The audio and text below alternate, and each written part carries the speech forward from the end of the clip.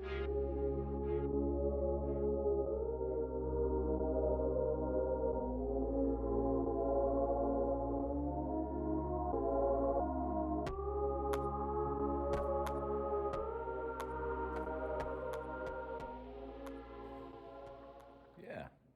it's that project I was working on forever ago. We're back, we're live, whatever, who knows. It's been a while. Things fell apart in the world, sort of, and I guess it came back together, not really. But we're back with some more content because we got some stuff going on here and I want to show you. The camera around, we'll talk about what's on the bench over here, then we'll talk about these bikes, we'll talk about the new machines, and we'll talk about what's in that big box over there that says Monster inside, because it's been a while since I talked about that project, and it's just sometimes how it goes around here because I try to do a lot and only one person. There are others that help me, but most of the time I'm here by myself. So yeah, stay tuned. Let's see what's going down.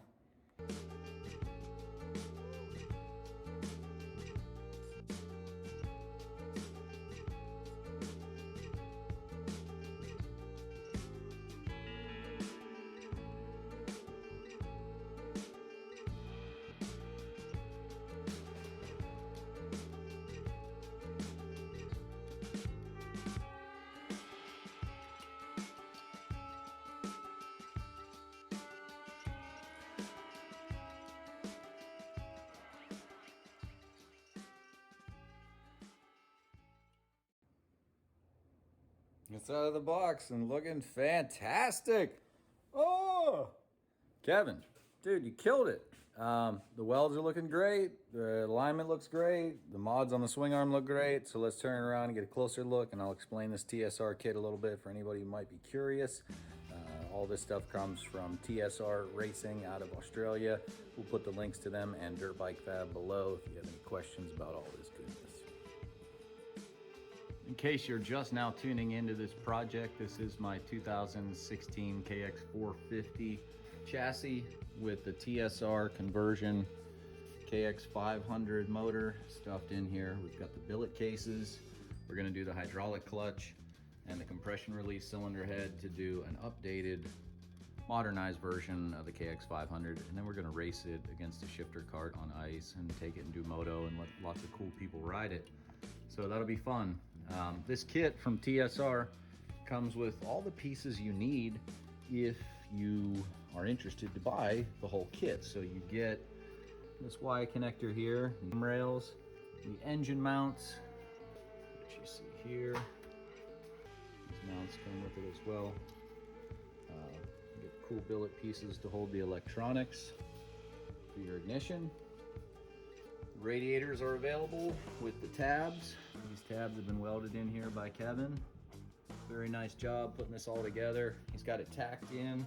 That way, if we need to move anything, once we get the pipe from the final welds down on it, haven't decided who exactly is gonna do that yet, but we got some really qualified guys available. So there was some modifications required to the swing arm. A little bit of grinding work that was done. We'll get in closer on this on a later episode to show you that, or you can check out Kevin's video, which again will be linked below. You can see the video on his Dirt Bike Fab channel where he put this stuff together. But these are mod billet radiators. We got the side cover. Again, these billet cases.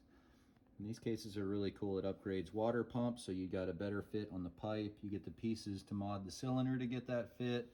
We've got the sight window and the removable clutch cover. So there's a lot going on here. This has been hard anodized upon special request. I actually was planning on doing the whole cases. We'll see if we get that far. We'd have to pop these bearing races out in order to do that. And I haven't decided if I'm gonna try that. So, hey, my apologies if I'm not really good with this camera. I'm trying to look at the bike as I'm doing this. So, yeah, tacked nicely. Looking good. This is a pretty snug fit for this kit. It's a big motor for this chassis. We've got the block off plate because this bike originally is fuel injected, so that'll block off where the fuel pump goes. We've got the air boot from TSR. It's going to get us directly to the carburetor. and that will fit it nicely. I've got the MRE VF2 reed block, Pro Circuit, silencer. I've got the original suspension currently, but I plan to sell all this stuff. I don't really want to mess with the air fork, and we're going all in on this bike, so I'd like to do some titanium hardware, some Luxon clamps, and I need to ride a few bikes to determine which kit I want for suspension. So put some comments below. Tell me what you think about the FAB work, what suspension I should go with. I really like the looks of the MX Tech stuff, but it comes down to I need to ride something and see what I really like. So comments below. What do you think? What do you like? Where are we going with this thing next? Gonna have to get the brakes together. I need to get some brake lines. We'll get some graphics going, some plastics. Wouldn't mind getting a carbon tank. I don't know if that's gonna happen or not. We'll see. Definitely gonna go Traction MX on the seat. And we've got a theme on these graphics so far. Oh, and again, another big shout out to Dirt Bike Fab. If you didn't catch that already. Yeah, Kevin just absolutely killed it. And here's the note. Thanks for letting us put your dirty hands on your rad bike. Hope to meet you in person. Well, me too, man. I mean, you know, I've just got to get that far in life because you never know what's going to happen. Hopefully we get there. So here's my KTMs. SC3 did these graphics for me. Lots of cool guys helping out with these builds. Prime MX. Thoughts and prayers to my man my man Cameron. I almost said Kevin. I'm thanking Kevin so much, but my man Cameron, third time battling leukemia. Lund MX, always helpful. Bolt, couldn't hold it down without you. FHR, that's the local guys. Took a state title last year, Carson Fields, on his Super Mini, the KX112. And that'd be a good time to mention, big shout out to Derek Harris over at HP Race Development. Here's the dirty one. It's 125, here's the 250. So, last year, I hooked up with FHR Racing, which is Carson Fields and company. A bunch of local riders here, really cool people.